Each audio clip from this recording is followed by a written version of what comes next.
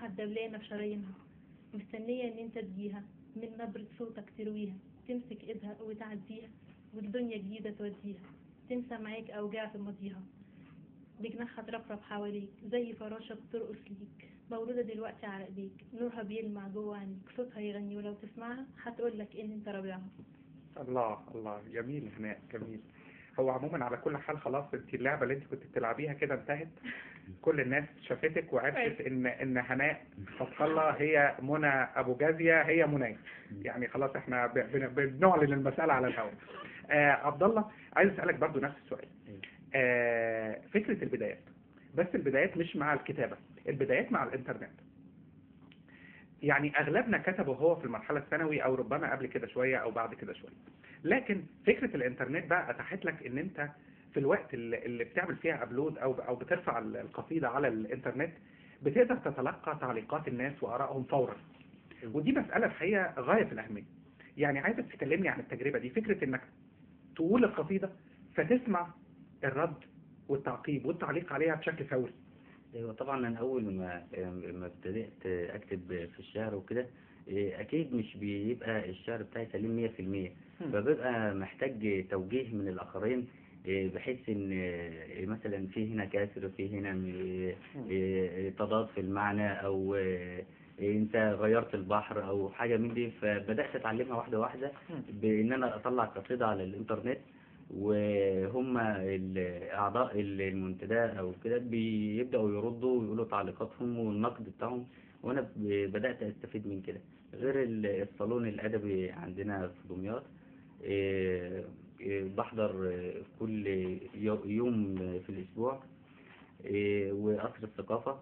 فبتبدا المعلومات تتنمى عندنا، ونبدا نعرف بعد كده لما نيجي نكتب شعر سليم 100%. عبد الله، عايزين نسمعك، عايزين تختار لنا قصيدة وتقولها. طيب، هقول يا اخوانا. يا اخوانا.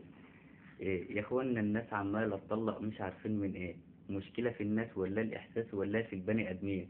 يمكن علشان الوقت الراجل بقى مش مال والعين، ولا الحريمات عايزين كريمات والقصة والتاتو، ولا المرايات بال6 ساعات قاعدين يعملوا فرولو، والراجل يولع يغرق والله ان شاء الله يموت معتوه، والنبي مراتي ليلاتي وماتي ما تبطلش نقير، عمالة شغالة زن ونق ومالية دمية تنقير، وغلقت أدادي وحادي يمكن تهمت من التفكير، يا اخوانا أنا خايف شايف إنه حرام والله وكتير، طلباتها كتيرة مريرة تنغص عشتي وبخ الدم، عايزة الأرطي والتربتي واخرج من هم الهم، إيش حفلة ونادي وسايبة ولادي الكل في وادي تلم، ولما أفلق منها وأطلق تيجي تلومني يا بيه، يا اخوانا الناس عمالة تطلق مش عارفين من ايه. الله، جميل خالص. بس يعني في تأثر واضح بالتونسي، ببيرم التونسي، مش كده؟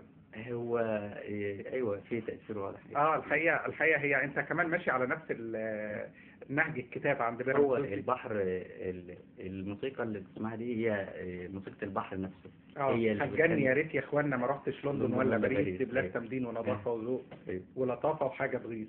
طيب هرجع لك يا هناء، فكرة دراسة العروض اللي أشار لها عبد الله، انت اهتميتي بالمسألة دي وحاولتي تدرسي العروض؟ يعني ابتديت ان انا ادور على الموضوع ده. في ناس طبعا متخصصين او المنتديات او عندنا في المنتدى على فكرة في قسم عاملينه للعروض، في شاعر عندنا اسمه استاذ سيفين حماد اهتم قوي بالموضوع ده، وبدا ان هو يدينا كدروس حلقات متسلسلة ان احنا بنقراها كل يوم، مثلا بنناقش حاجة مش فاهمينها كده. اوكي. نعم. عبد الله، عايزك يعني ترتاح. انا حاسس انت متوتر جدا. قول لي انت بدايتك مع العروض كانت مع الانترنت ولا كانت برضو بتوجيه؟ يعني في الغالب كنا بنسمع اول توجيه عن العروض من مدرس اللغة العربية في المدرسة. اول ما تكتب قصيدة تروح له تقول له انا بكتب شعر يا استاذ، يا ريت حضرتك تقراه وتقول لي رايك. فكان دايما اول توجيه العروض. هل ده حصل معاك؟ لا، هو ما حصلش معايا، لان انا ما كنتش بكتب وانا اثناء دراستي، فهو انا بكتب من فتره قصيره. ولما حبيت ادرس العروض وكده، فعندنا الاستاذ احمد راضي في الصالون الادبي في البورد.